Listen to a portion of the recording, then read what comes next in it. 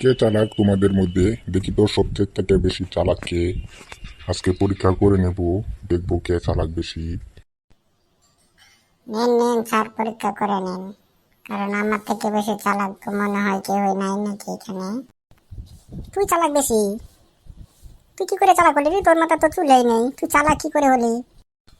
আরে তোরা তো লেখাপড়াই নাই। আমি ডাক্তার মানুষ, আমার থেকে চালাক তোরা কি করে হবি? সবচেয়ে থেকে চালাক আমি এখানে। এটা পরীক্ষা করার কি আছে?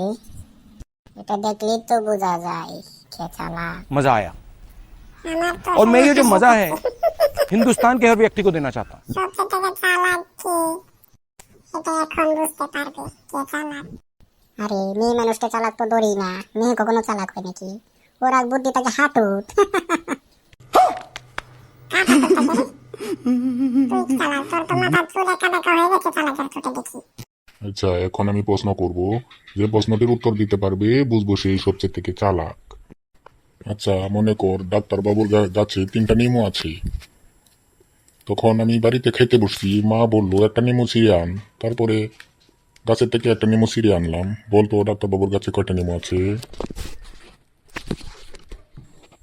এটা একটা প্রশ্ন হইলো, এটা বলতে পারবো না। দুইটা থাকবো। তুই বলতো দেখি কয়টা থাকতো। দুইটা থাকবো, এটা বলার কি আছে?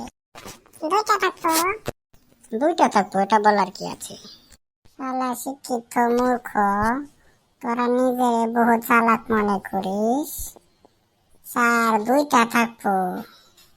কি করে বুঝলি যে 2টা থাকবো?